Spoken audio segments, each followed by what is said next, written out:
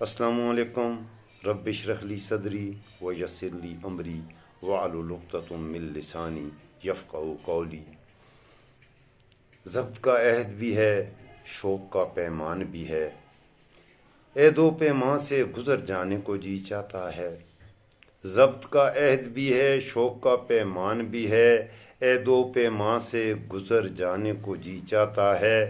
درد اتنا ہے کہ ہر رگ میں ہے محشر برپا، اور سکون ایسا ہے کہ مر جانے کو جی چاہتا ہے۔ جی دوستو، برطانیہ کی مشہور زمانہ یونیورسٹی آکسفورڈ نے اپنے نئے چانسلر کے لیے 38 امیدواروں کی حتمی فہرست جاری کر دی ہے، اور اس میں خوشی کی بات یہ ہے کہ پاکستان کے سابق وزیر اعظم عمران خان صاحب کا نام شامل نہیں ہے۔ یہ ہماری نون لیگ کی قیادت کے لیے بہت بڑی کامیابی ہے، کیونکہ نون لیگ نے باقاعدہ ایک کمپین کی تھی کہ عمران خان صاحب کو نااہل قرار دیا جائے اور وہ اس یونیورسٹی کے کسی بھی طرح چانسلر نہ بن سکیں۔ اس حوالے سے میرے اور آپ کے پیسے سے بہت بڑی انویسٹمنٹ کی گئی، بلکہ کیس بھی کیا گیا انگلینڈ کی عدالتوں میں کہ اس شخص میں یہ خامیاں ہیں، تو عمران خان کو کسی بھی صورت میں آکسفورڈ یونیورسٹی کا چانسلرشپ نہیں ہونی چاہیے۔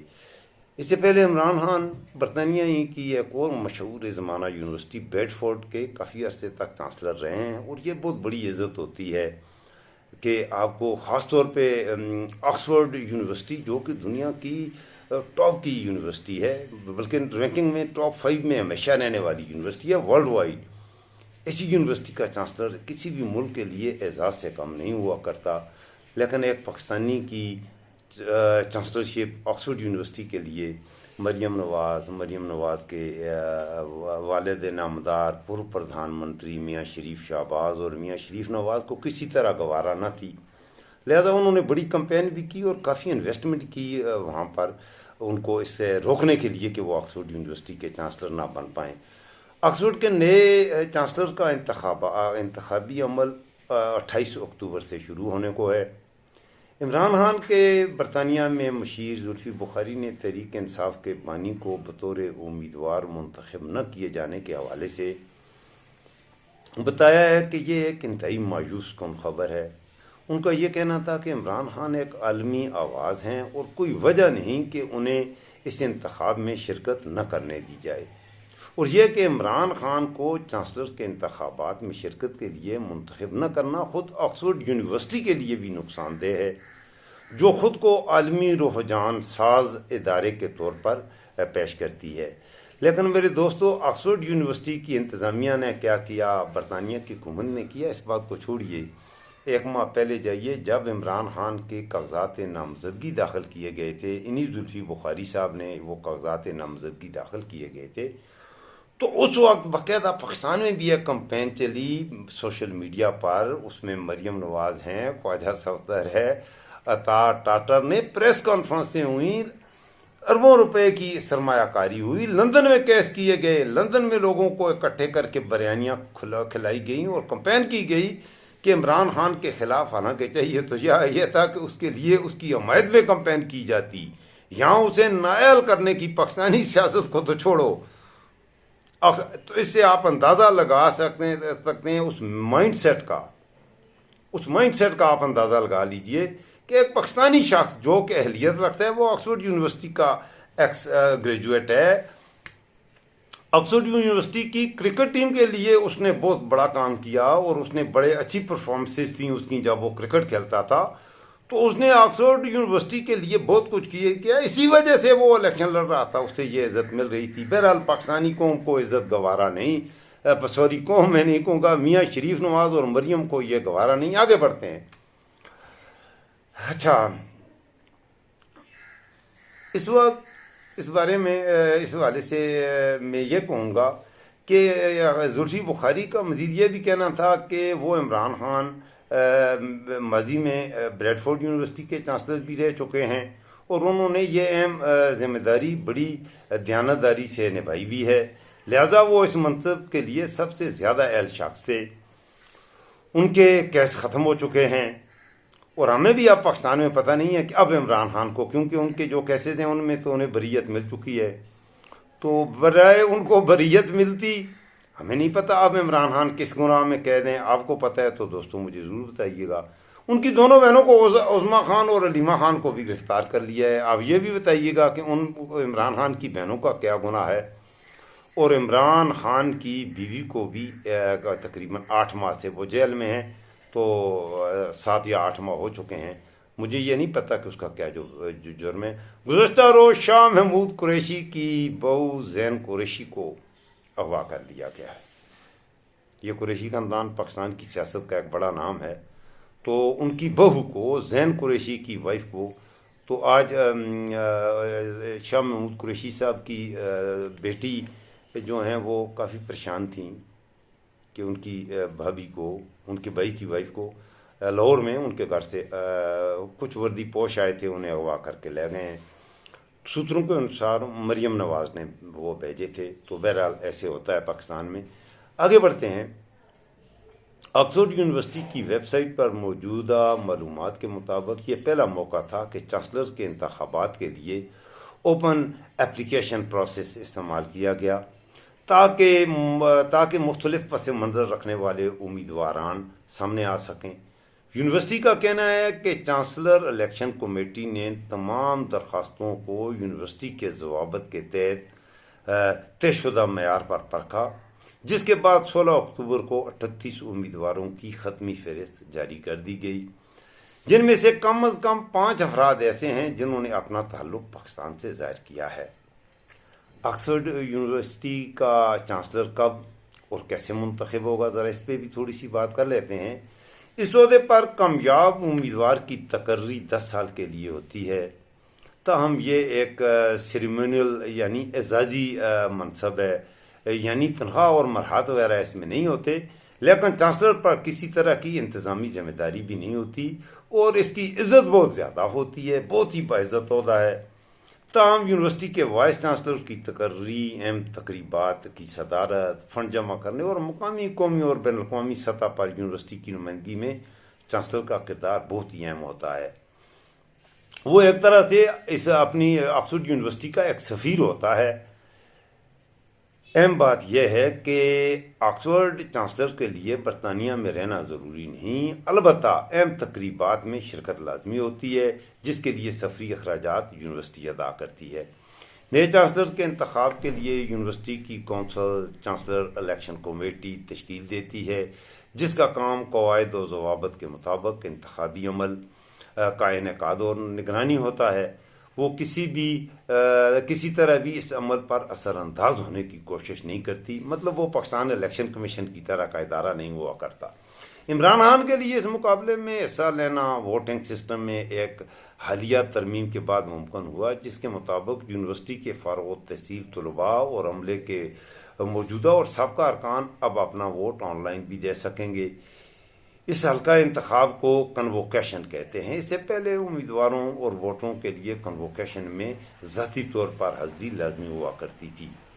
یونیورسٹی کے مطابق نئے چانسلر کے انتخاب کے لیے ووٹنگ کا عمل 28 اکتوبر سے شروع ہوگا اور دنیا بھر سے 2.5 لاکھ سے زیادہ اہل ووٹر چانسلر کے انتخاب میں ووٹ ڈالیں گے. 10 سے کم امیدواروں کی صورت میں انتخاب کا صرف ایک دور ہوتا ہے. تاہم اس مرتبہ امیدواروں کی تعداد زیادہ ہونے کی صورت میں انتخابی عمل کا دوسرا راؤنڈ 18 نومبر کو شروع ہوگا. اہم بات یہ ہے کہ اس الیکشن میں موجودہ طالب علم، یونیورسٹی ملازمین یا کسی سیاسی عہدے کے امیدوار حصہ نہیں لے سکتے. یہ بھی یاد رہے کہ چانسلر کرسٹوفر فرانسس پیٹن 2003 سے اس عہدے پر تعینات تھے، جنہوں نے 31 جولائی کو استعفیٰ دیا تھا، اور 80 سالہ لارڈ پیٹن ہانگ کانگ کے آخری گورنر رہے اور اس سے قبل برطانوی کنزرویٹو پارٹی کے وہ چیئرمین بھی رہ چکے ہیں. تو میرے دوستو، آکسفورڈ کے کچھ مشہور پاکستانی طالب علموں کا بھی ذرا میں تذکرہ کر دوں. عمران خان نے 1972 میں 1972 میں آکسفورڈ یونیورسٹی کے کیبل کالج میں داخلہ لیا تھا اور 1975 میں سیاست، فلسفے اور معاشیات میں گریجویشن کی سند حاصل کی تھی. اس دوران انہوں نے کرکٹ کے میدان میں یونیورسٹی کے لیے کئی اعزاز جیتے، اور اسی دوران پاکستان کی سابق وزیر اعظم بینظیر بھٹو بھی آکسفورڈ میں زیر تعلیم تھیں، اور ان کے بقول عمران خان کے ساتھ ان کی بڑی اچھی دوستی تھی۔ 71 سالہ عمران خان پاکستان کی ان 5 شخصیات میں سے ایک ہیں جن کا ذکر برطانیہ کی اس سب سے قدیم اور بین الاقوامی شہرت کی عمل آکسفورڈ یونیورسٹی نے اپنے فیمس ایکسونیئرز کی فہرست میں فخر سے میں شامل کیا ہے۔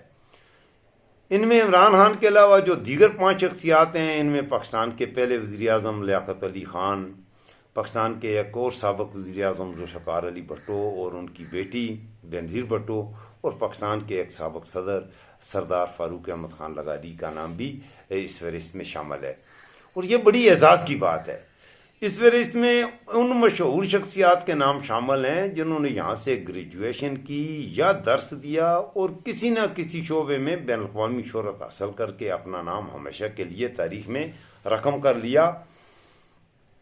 اچھا، ان شخصیات میں 28 برطانوی وزیر اعظم، مطلب ہے برطانیہ کے 28 وزیر اعظم ہیں جو اس یونیورسٹی سے نکلے۔ اس لیے میں کہتا ہوں کہ آکسفورڈ یونیورسٹی کی چانسلرشپ بہت بڑا اعزاز تھا پاکستان کے لیے، جس کی پاکستان کے کیا کہتے ہیں موجودہ وزیر اعظم نواز شریف بینظیر نے جس کی مخالفت کی اور اس پہ کمپین خارج کی کہ عمران خان آکسفورڈ یونیورسٹی کا چانسلر نہ بن سکے۔ ذرا تفصیل سے سنیے گا۔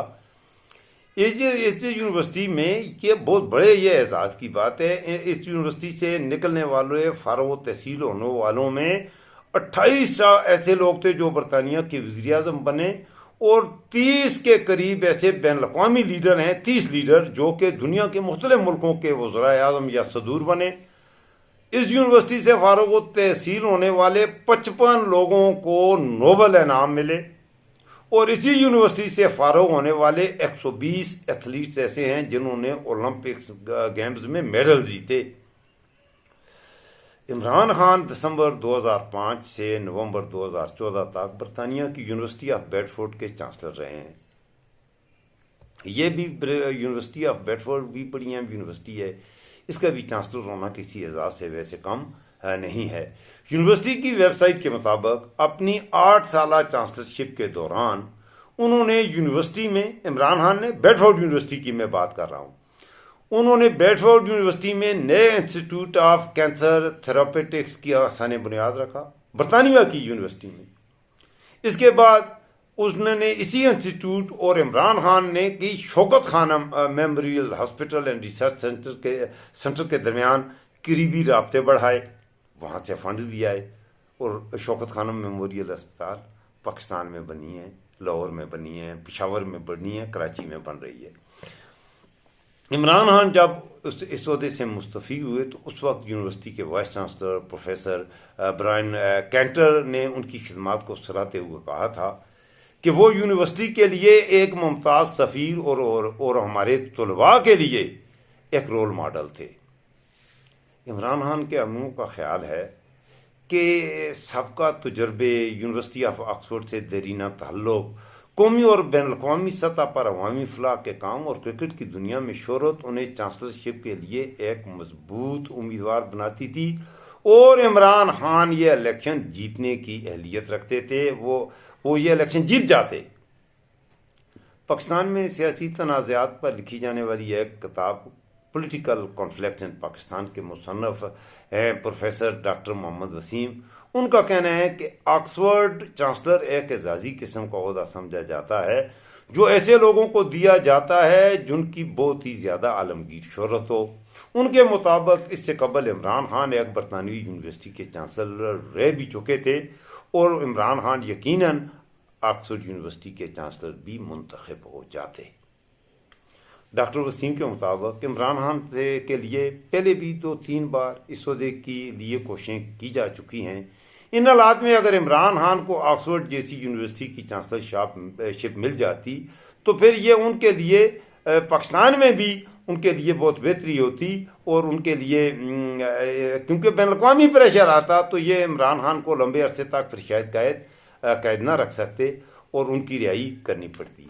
اسی لیے عمران خان کی چانسلرشپ کو روکنے کے لیے پاکستان میں پاکستان میں جو کوششیں پاکستان میں خاص طور پر مریم نواز، شہباز شریف، خواجہ صفتر اور نون لیگ کی دیگر قیادت نے، آپ 2 مہینے پہلے کی وہ ساری پریس کانفرنسیں دیکھیں کہ پاکستان کے عمران خان جیسا بھی ہے، پاکستان کا ایک شہری ہے، وہ کوالیفائی کرتا ہے کہ وہ آکسفورڈ یونیورسٹی کا الیکشن لڑ سکے۔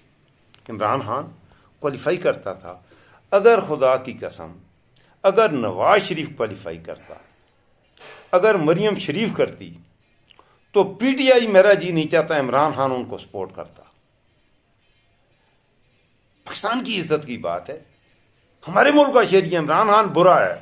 پہلی بات تو یہ ہے کہ آپ کیا سمجھتے ہیں میرے دوستو، جن کیسز پر عمران خان کو سزائیں دی گئیں وہ جائز ہیں؟